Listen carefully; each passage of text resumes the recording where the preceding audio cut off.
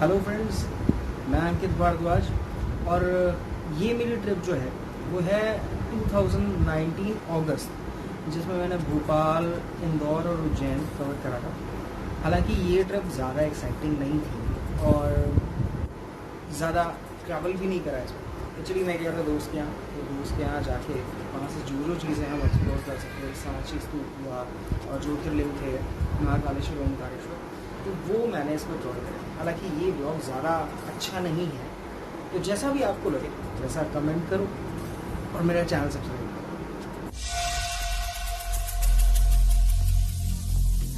Every single day, I'm gonna make something great.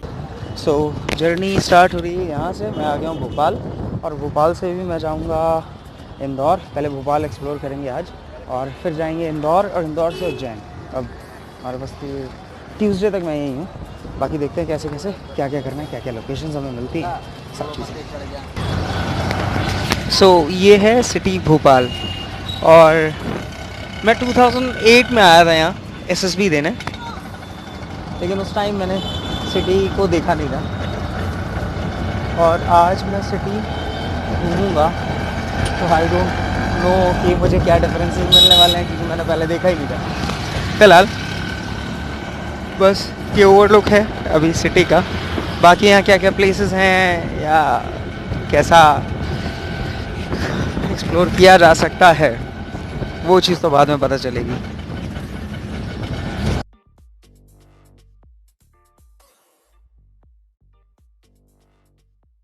ये जो बादल दिख रहे हैं ना, वहाँ बारिश हो रही है अगर आप ध्यान से देखो तो। और this is the best season जिसमें आप एमपी घूमने आ सकते हो। अच्छा, ये एक प्लेस है जहाँ हम रुके हैं, दिस इज़ कर्क रेखा, ट्रॉपिक ऑफ कैंसर। ये जो लाइन है, जो लाइन दिखाई दे रही है, ये है एग्जैक्टली ट्रॉपिक ऑफ कैंसर।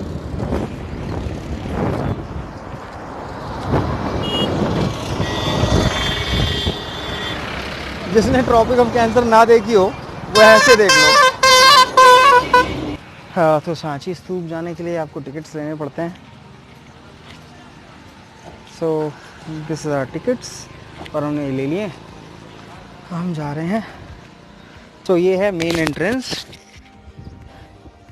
और ये खड़ा है अनुज। हेलो। अनुज आपको पूरा डिटेल में बताएगा इसके बारे में कि व्हाट इज सांची स्तूप और ये है क्या। Although I don't know much about it, but एक चीज़ तो ये है, जो स्तूप बनाए जाते हैं वो पूरे फिल्ड अप होते हैं अंदर से, दे आर नॉट हॉलो।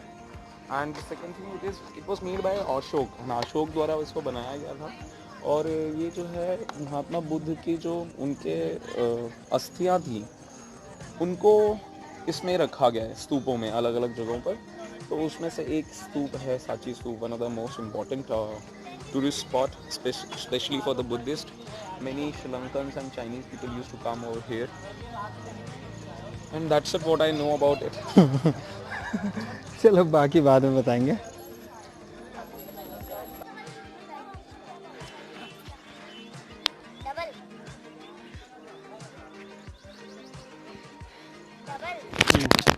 तो दिस इज़ द मेन स्तूप जो अशोक ने बनवाया था और उसके बाद अलग अलग टाइम पीरियड्स में एक ये स्तूप बना है। ये वाला स्तूप किसने बनवाया था? ये सातवाहन कोई डायनेस्टी होगी, जैसे अशोक तो मौर्य वंश का था, तो उसने मेन स्तूप बनवाया था और बाकी अलग अलग टाइम पे बने हैं। तो दिस इज़ द मेन स्तूप और स्तूप इज़ व्हाट, ये बिल्कुल सॉलिड स्ट्रक्चर है, मतलब इसके अंदर एंट्री नहीं होती, सॉलिड है पूरा। और जैसा कि पता है अशोक ने बनवाया था इसे।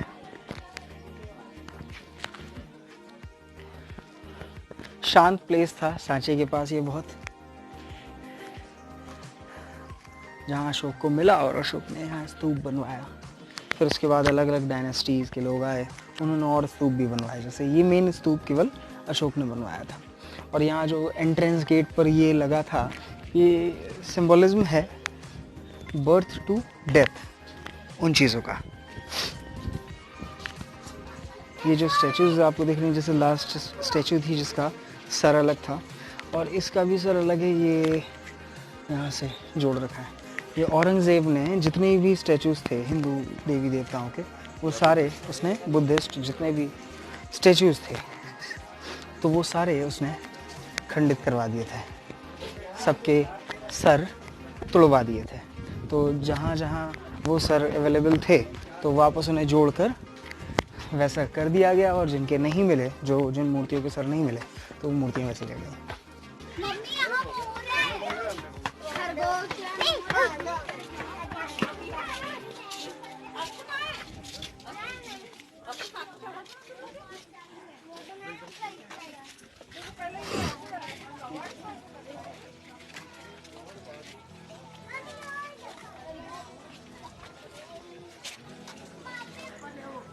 हाँ एग्जैक्टली, यहाँ शांति तो मिलेगी और ब्यूटी है इस प्लेस में। जैसा कि आप ये देखो, दूर दूर तक वादियाँ दिखाई दे रही हैं और सांची स्तूप के पीछे था।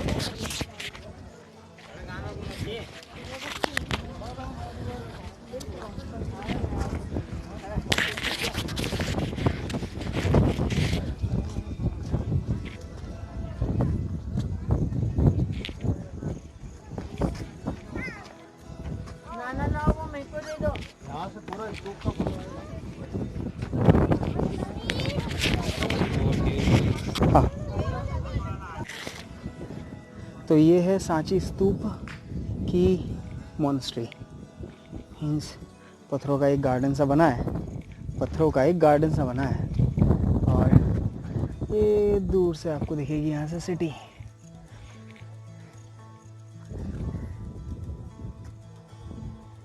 बस बाकी कुछ नहीं है, यहाँ बड़ा सा है और मेन चीज़ शांति है। और हाइट पे तो हवा बहुत अच्छी चल रही है, ठंडी ठंडी लग रही है। लेकिन बस अगर यहाँ बारिश हो जाएगी ना तो बहुत सही सीन हो जाएगा, बहुत अच्छा सा सीन बन जाएगा।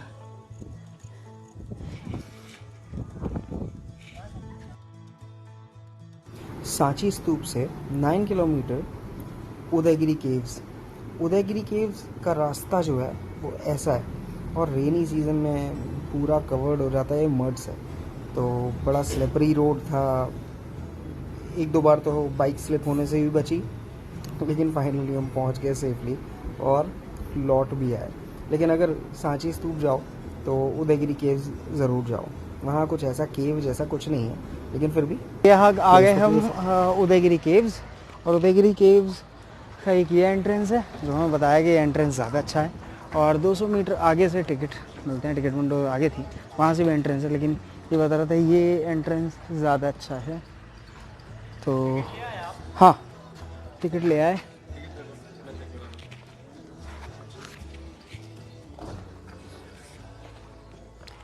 वो बता रहे थे कि अगर उधर से एंट्री लेते हो तो आपको स्टेप से चलना पड़ेगा, स्टेयर से, और इधर से आओगे तो आपको केव्स मिलेंगी। और जैसा कि बताया था, ये जितने भी मूर्तियां हैं इनके सर खंडित करे हैं औरंगज़ेब ने। तो ये उदयगिरी केव्स कुछ इस टाइप की दिखने वाली हैं। वहाँ से हमने एंट्री ली थी और ये हम थोड़ा बहुत घूम घाम के अगर आए। क्यों, केव्स कहाँ हैं? ये केव थी क्या? केव कहाँ दिखी इसमें? हर तो गुफा में एंट्री तो मारो। कौन सी? ये केव है? ये कहाँ केव है? सो ये भोपाल में एक लेक है जहाँ पर अभी हम रुके हैं, और नाइट में बड़ा अच्छा सा सीन हो रहा है। मरीन ड्राइव की तरह आपको फील देगा ये। फिलहाल ये है लेक।